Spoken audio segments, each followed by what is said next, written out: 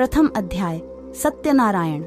व्रत कथा का पूरा संदर्भ यह है कि पुराकाल में शौनकादिर्ष नैमिषारण्य स्थित महर्षि सूत के आश्रम पर पहुंचे।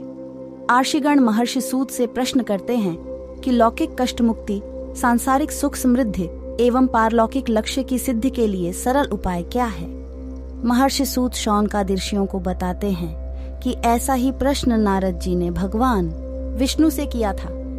भगवान विष्णु ने नारद जी को बताया कि लौकिक क्लेश मुक्ति, सांसारिक सुख समृद्धि एवं पारलौकिक लक्ष्य सिद्धि के लिए एक ही राजमार्ग है, वह है सत्यनारायण व्रत। सत्यनारायण का अर्थ है सत्याचरण, सत्याग्रह, सत्यनिष्ठा।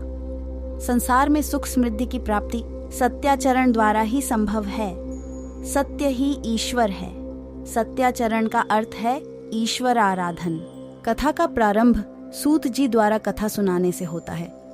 नारद जी भगवान श्री विष्णु के पास जाकर उनकी स्तुति करते हैं। स्तुति सुनने के अनंतर भगवान श्री विष्णु जी ने नारद जी से कहा, महाभाग, आप किस प्रयोजन से यहाँ आए हैं? आपके मन में क्या है?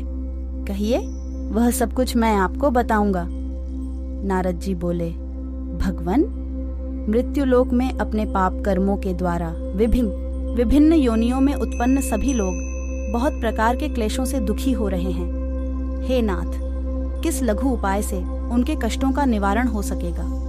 यदि आपकी मेरे ऊपर कृपा हो तो वह सब मैं सुनना चाहता हूँ, उसे बताएं। श्री भगवान ने कहा, हे वत्स, संसार के ऊपर अनुग्रह करने की इच्छा से आपने बहुत अच्छी बात पूछी है। जिस व्रत के करने से प्राणी मोह से मुक्त हो जाता है, उसे आपको बताता हूँ, सुने। हे वत्स, स्वर्ग और मृत्युलोक में दुर्लभ भगवान सत्यनारायण का एक महान पुण्यप्रद व्रत है। आपके स्नेह के कारण इस समय मैं उसे कह रहा हूँ। अच्छी प्रकार विधि विधान से भगवान सत्यनारायण व्रत करके मनुष्य शीघ्र ही सुख प्राप्त कर परलोक में मोक्ष प्राप्त कर सकता है। भगवान की ऐसी वाणी सुनकर नारद मुनि ने कहा, प्रभो, इस व्रत को करने का फल क्या है? इसका विधान क्या है?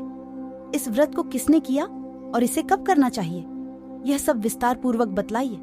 श्री भगवान ने कहा, यह सत्यनारायण व्रत दुख शोक आदि का शमन करने वाला, धन धान्य की वृद्धि करने वाला, सौभाग्य और संतान देने वाला तथा सर्वत्र विजय प्रदान करने वाला है। जिस किसी भी दिन भक्ति और श्रद्धा से समन्वित होकर मनुष्य ब्राह्मणों और बंधु बांधवों के साथ धर्म में तत्पर होकर सायंकाल भगवान सत्यनारायण की पूजा करे, नैवेद्य के रूप में उत्तम कोटि के भोजनीय पदार्थ को सवाया मात्रा में भक्ति पूर्वक अर्पित करना चाहिए।